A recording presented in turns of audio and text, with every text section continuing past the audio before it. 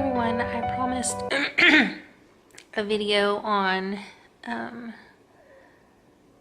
my symptom or my attacks with my MS and stuff. So I sat down and I kind of made a list of the attacks.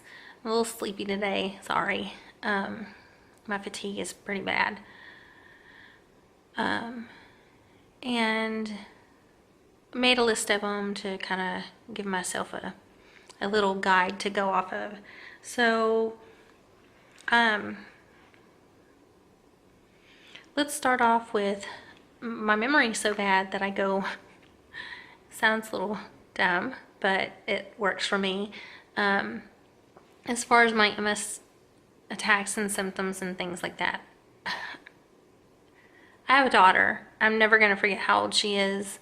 So I kind of made a mental note of how old she was at the time of the attacks, just to kind of give myself a guideline. Now, it's not exact, so it's not going to tell me the month or whatever, but I can generalize, you know, a lot of when my attacks happened based on holidays and stuff too.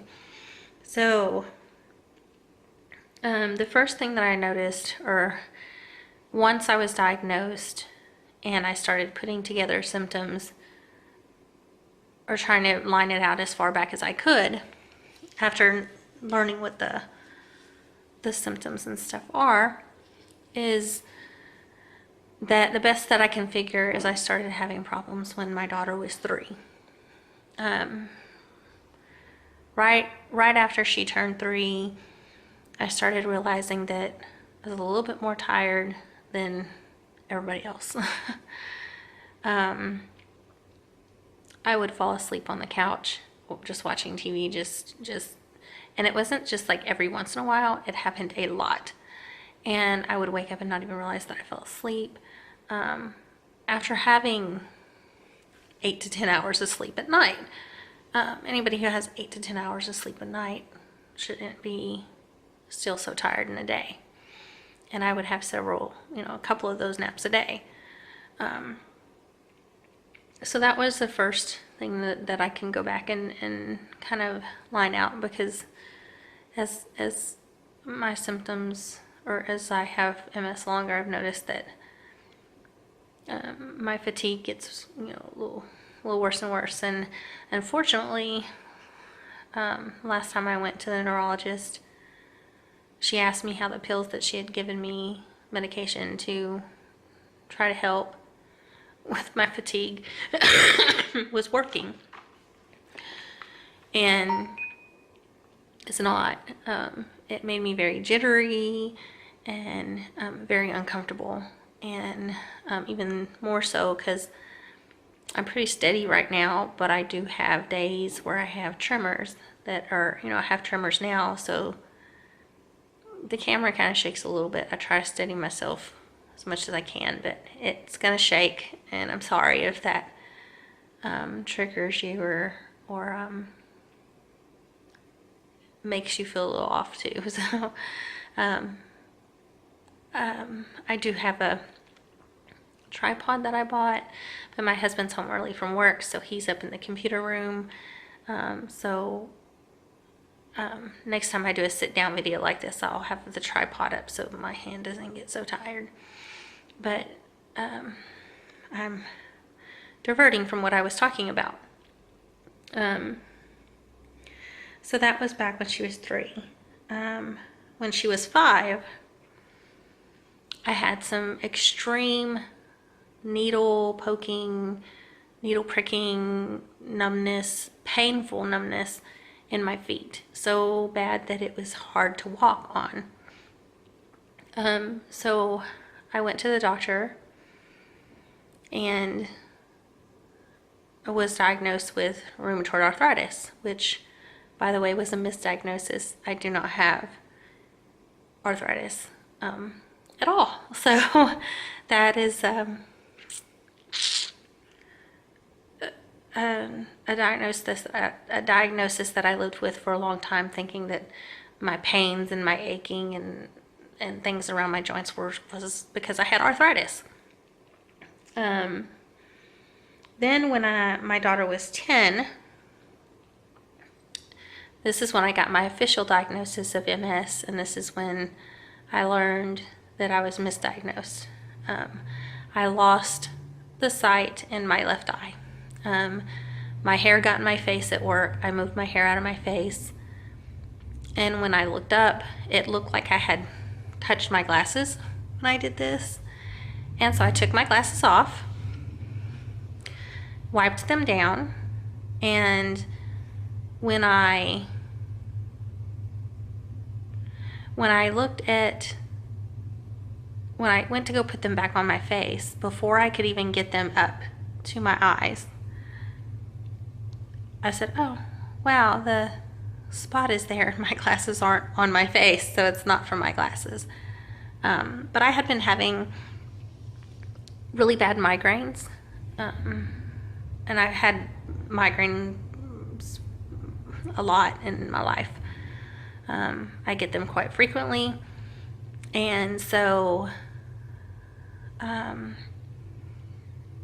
went to the doctor, or I waited 3 days, and the third day I went to go, everybody wipes their face when they get up, they wipe their eyes, whatever. I went to go wipe my eye like this, my right eye, and when I did that, I realized that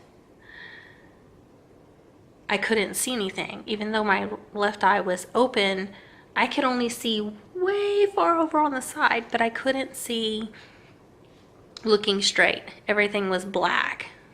So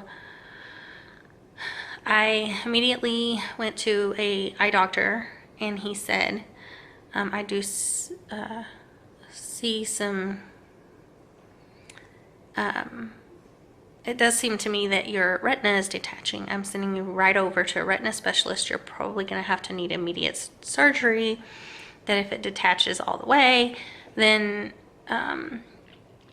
you're never going to be able to see out of the eye again. So I immediately went over to a retina specialist. He did all kinds of tests on my eye, and he said, you have eyes of a 15-year-old. At the time I was,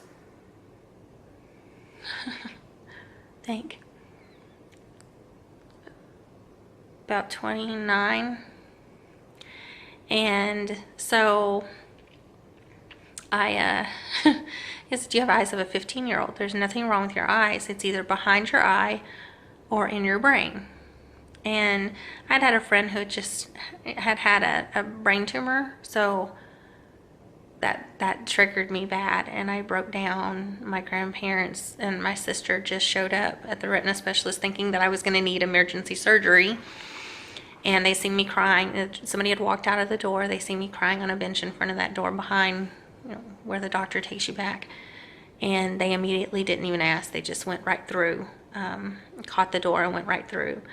From there, we made an appointment to a optic neurologist, and he did tests on my eyes, and he was the one that said, I believe that you might have MS. I'm sending you to a neurologist. The blindness in your eye is due to your inflammation on your optic nerve. So I didn't even know what MS was. I'd never heard of it. I asked him, and he said the neurologist would explain everything to me if I tested positive. My grandmother apparently had heard a little bit about it. She didn't know a whole lot, but she was obviously a little freaked out. So that kind of freaked me out too. But I was like, we're gonna figure this out. And so from there, I went to a neurologist, and the neurologist sent me for an MRI of my brain, blood work, and a spinal tap. I had all of that done.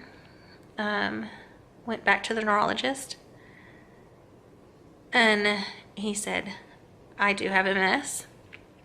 I had 3 lesions in my brain at the time when I was diagnosed. He didn't do one of my spinal cord or my neck, so I don't know if I had any in there at that time. My guess is maybe, because he did do a spinal tap, and when he got the spinal tap results, he said I had two, I guess there's different cells that can attack that are from MS that are like activating of your immune system. I guess I don't know exactly how that goes, but he said I had two very highly aggressive ones in my spinal cord at that very moment. So I'm assuming if they're in my spinal cord, they're probably doing damage. So that was that. And then when she was 13, which was about 2012, I had gotten married in 2011 to my husband now, and so about a year after we were married, he knew I had MS. I made it very, very clear when we met that there was possibilities I would end up being in a wheelchair. That was that was not something that was not a possibility. That there's treatments for my disease, but there was no cure. I explained all of that to him. He was very receptive, and he said, "I don't care. I still want to be with you." So he's been with me ever since through all of it. I had my first major, the eyesight was a big thing. I still have some permanent damage from that, because I was going to talk to you about permanent damage too. So the eyesight thing, I still have a little bitty spot in my left eye that still looks like Vaseline. It's kind of blurry in that one little spot. And then in 2012, I had what's called the MS hug. That was my first MS hug. I was out of work for 6 weeks. Explain why. I couldn't wear clothes. I would wear very loose shirts and absolutely no bras. It was right where my bra strap would be. It felt like somebody was taking rebar, if you don't know what that is, where they put in concrete to study it. That rebar, it felt like somebody had put it in a fire, let it get beet red, and was squeezing me. Like they were a giant, and they were able to pull that metal around me and squeeze me. My bra strap, I couldn't wear it because it felt like it was melting into my skin. It was excruciating. I cried every day. There were points where I couldn't breathe. My husband would try to rub my back to get the muscles to calm down, but then it would send me flying off the, up. I couldn't handle touch or anything like that. It was very bad, very painful. And that lasted about 4 weeks, with 2 weeks of just kind of letting the little bit of signals that were still firing off calm down. Then between 2012 and now, we'll go through those. I don't have a real good timeline on these. I kind of try to do it in the order that it happened. The first one was Bell's palsy. So if you know what that is, I had some damage there's a nerve that runs through your face. It can cause, and I'm glad I don't have this as of right now, the stabbing pain. It literally feels like somebody's taking a knife and stabbing your face. I don't have those yet, thank God, because those I heard are excruciating. But I did have that nerve damaged. So you'll notice when I talk, my upper lip might move a little funnier than the rest, but that's because I've had that nerve damage, and it just basically made it to where this side of my face didn't work. So drinking out of a straw wasn't happening or anything like that. It's better now, but I do have a little bit of that still. We thought I was having a seizure, or yeah, not a seizure, but what do they call it? Anyway, we thought that I was having an episode, and I can't remember what it's called. I'm so sorry. Where the one side of your face or whatever will start to sag. And so we went to the hospital, and it was Bell's palsy. It wasn't that, but it was Bell's palsy, and it's from the MS too. It's just nerve damage. And my left eye has been attacked a couple of different times. So the next one was my left eye became stationary. If I had pictures of it, or if I find pictures of it, then I'll post it maybe in a future video, but I don't know that I have any pictures left of it. It seems like I ran into a couple pictures the other day, but I can't remember on what, if it was on Facebook or on my friend, you know, with one of my friends or something. But I'll look and do some digging. If I can, I'll post it in a future video. It's very strange to look at.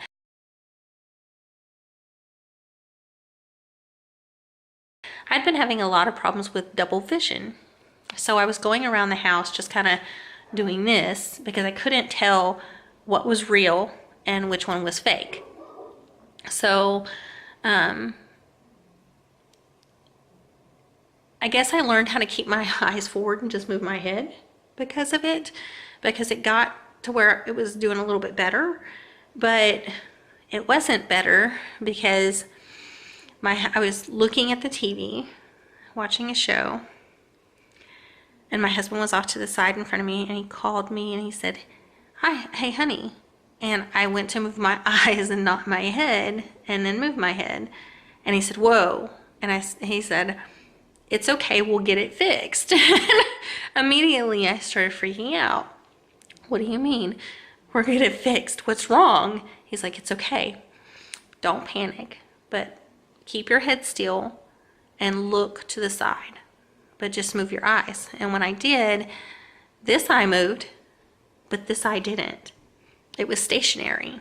And what happened was, I guess the nerve that controls the muscle that moves your eye from side to side got some damage, so that muscle was not working. That is also the muscle that controls your dilation of your pupil.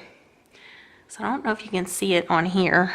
I doubt it very seriously because it's so dark. But if I close my eyes and I open them, my sister noticed it during 4th of July, but she noticed that my left eye dilation was a little bit off from my other eye. So I'll look right here. And my pupils will probably be different sizes slightly. She noticed that, and we thought it was very weird. So I did some research and found that when my eye was stationary, that damage probably caused my pupils not to dilate correctly. So I have some blurred vision and some double vision now, but it's just like side by side, so I know, and one's a little bit doesn't look solid. So I've learned to know which one's right.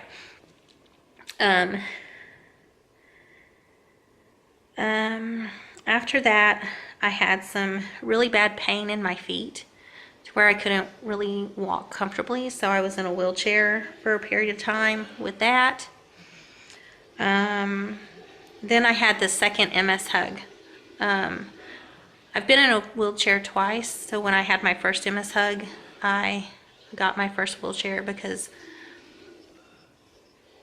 I didn't want to have this happen again and miss work. So this next MS hug, I was still working with, and then the neurologist took me off work because it was just getting worse and worse. But that hug did permanent damage. So from the middle of my breast, a little bit past my belly button, I can't feel that part of my body. It's very numb. And feels weird. So anything brushing against it, it's like I rubbed myself with what is it, Novocaine, and then try to touch it, and it's not happening. I've had vertigo spells for up to 3 days. Those are bad. They make me very nauseous, and I even tried to go to work with one at one point, and my job had to call him and tell him, leave her car here, come get her, because she's having a vertigo spell and she can't walk down the hallway. So they laid me down on a couch and had him come get me. And then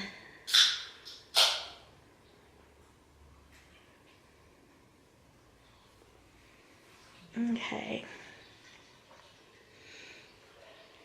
so I have the permanent damage around my waist. I have permanent damage on my feet, so my feet are constantly hot. They constantly feel like I'm working on hot concrete. They're kind of numb, but it's a painful numb. It's very hard to describe to somebody who doesn't understand a painful numb.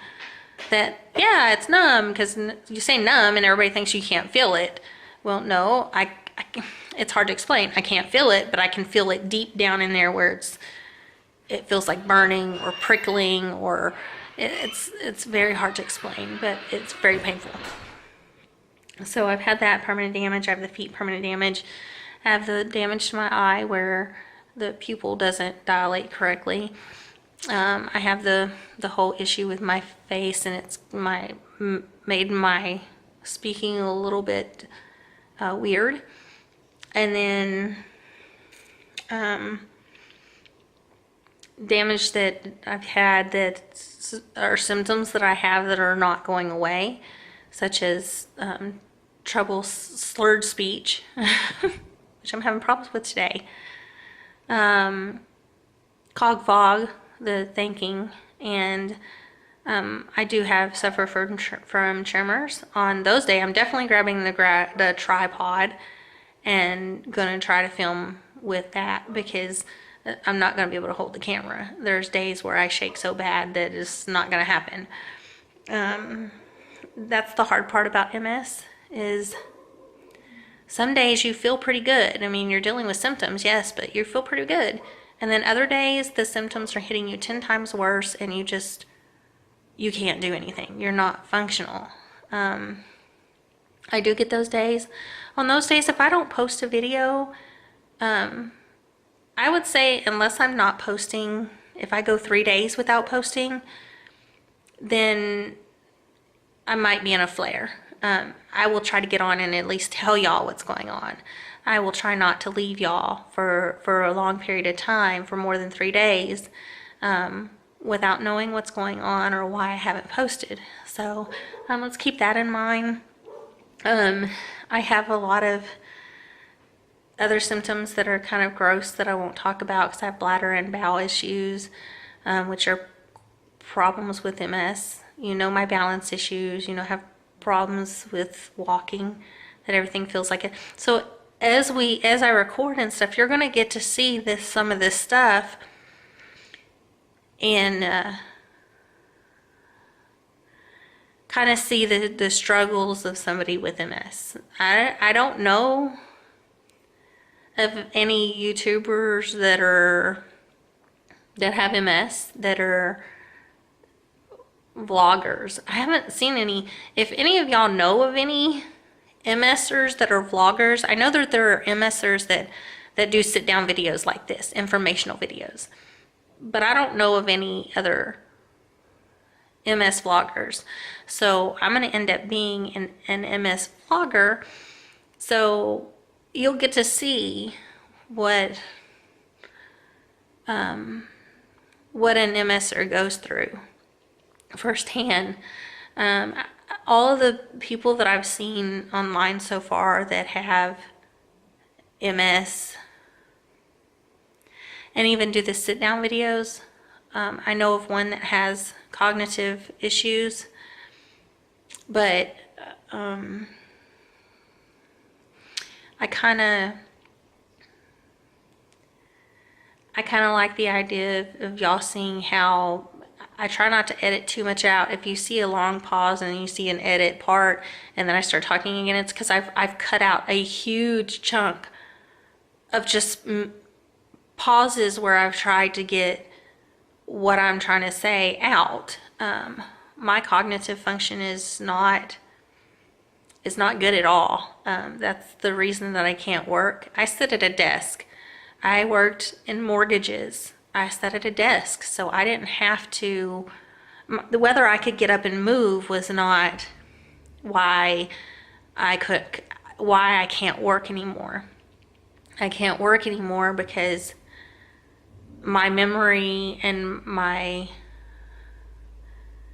ability to come up with what I need to say is not good. And when somebody's trying to buy a home, they don't want the person on the other end that's supposed to know everything about mortgages and their process to be struggling to come up with simple phrases such as title work. You know, if I'm trying to talk to somebody and about their mortgage and I'm talking to them and I can't remember what the name of the paperwork is called, that doesn't look good. So I don't, and it's very hard on me. It brings on a lot more stress. And that's what happened with the second MS hug. I started having cognitive issues. It started getting worse and worse. I started to feel it affecting me emotionally. And when something affects you emotionally, it affects your work and your health with MS. So I'm gonna let y'all go with that. Let me know what you think. Give this video a thumbs up. If you're new here, subscribe. And I look forward to making the next one. I'll try to make it another good one. And I'll see you next time. Bye.